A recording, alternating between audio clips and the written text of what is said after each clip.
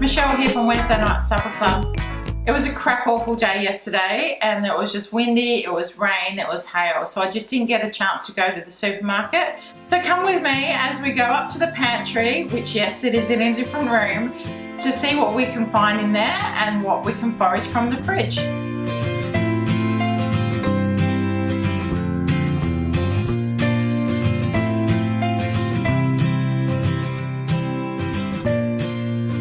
So I found some spaghetti, some San Remo spaghetti, which is a lovely local product made right here in Adelaide, just down the road.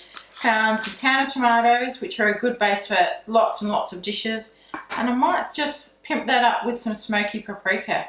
So I went to the fridge and I found half a jar of grilled peppers, capsicum, some vine-ripened tomatoes, which I'm going to roast in the oven. I've got a little bit of Parmesan cheese, that's all the Parmesan I've got. A chilli, some chorizo and some spinach. And I grabbed the olive oil from out of the cupboard. So what I'm thinking is that Spanish chorizo, paprika, tomato all kind of goes together. So what I'm going to do is kind of like a bit of a Spanish twist on a pasta puttanesca. See how we go.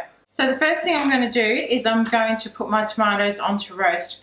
I've got a rapid heat function on my oven, so which is always handy. So we'll just put our tomatoes. These are truss tomatoes, they're on the vine, a couple have fallen off. But we'll just drizzle them with some olive oil.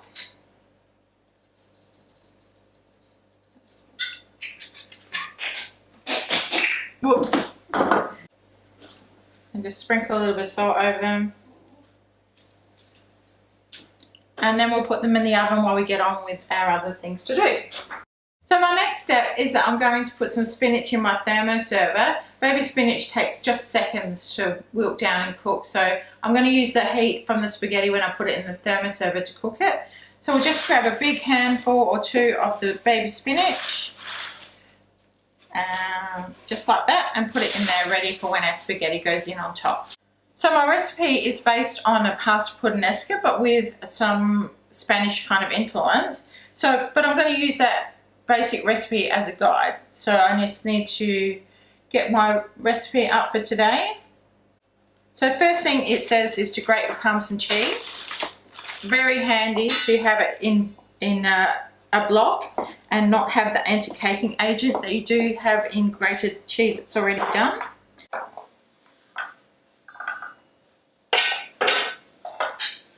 About 50. Close enough. So there's our Parmesan cheese all grated.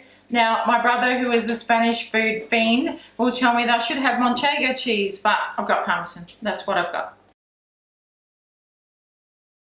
And I know if I'll only be true to this glorious quest.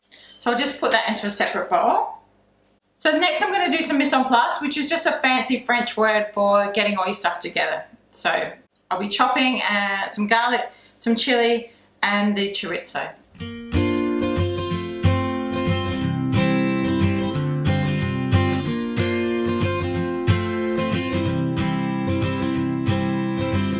So I've chopped a little bit and deseeded the chili. Make sure you wash your hands after you've been handling a chili. If you do by any chance wipe your eye and get chili in your eye, just flush it out with some milk. Trust me, I've done that one, so I can speak from experience that it works. So now I've got our chorizo chopped, our chili's ready, garlic's peeled.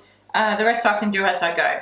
We've got 2 garlic cloves, pop into the Thermomix, and then we're going to chop them. Add in the chili.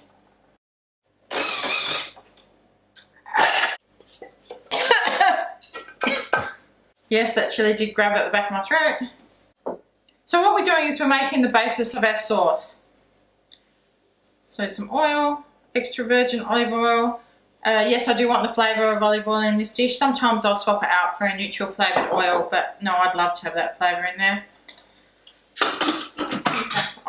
So we've just sautéed our garlic and chili off, and the room just smells really lovely of garlic.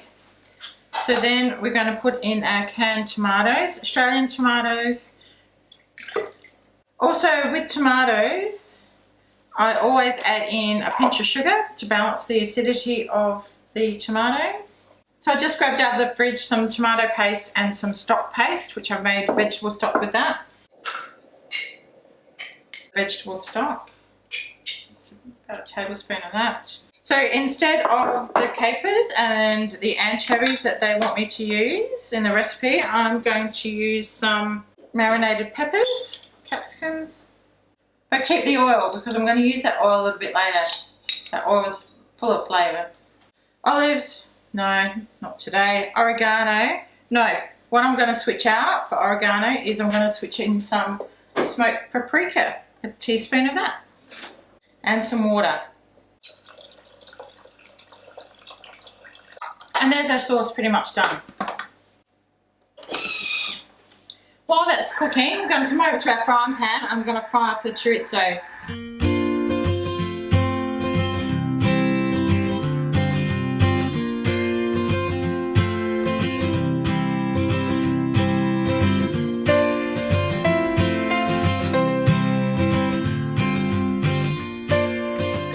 It's just about time to get our tomatoes out of the oven. They've softened down a little bit. So there they are, just lovely and soft. They're still on the vine, but just the skins are just starting to split. That's when I know to take them out. My chorizo's all nice and crunchy. Now, I could have cooked it in the Thermomix with the pasta in the next step, but there is a reason why I'm doing that, and I'll show you a bit later. But I want to keep as much of that oil as I can. I'm going to reuse that lovely chorizo-y, paprika-y, spicy flavour. I'll just drain off the chorizo onto some paper towel. Pop that in the thermoserver to keep warm with the spinach. And now we're just going to finish off our sauce and cook our pasta.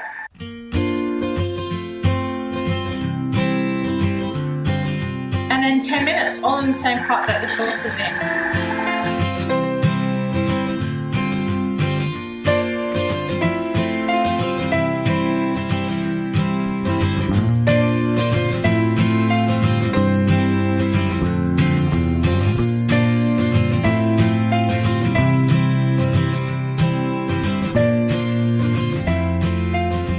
Here's our cheese and herb scones that have definitely died. They were quite heavy. Now live to fight another day with some chorizo oil and some lovely fried bread to serve with our pasta. So you can see definitely a great one pot pasta dish. So then we're going to pour that into our thermoserver, which has our spinach in it.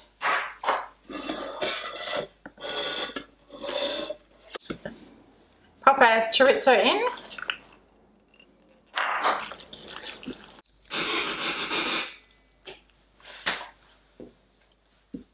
Just let that sit a couple minutes for our spinach to cook while I go and get a plate to plate up.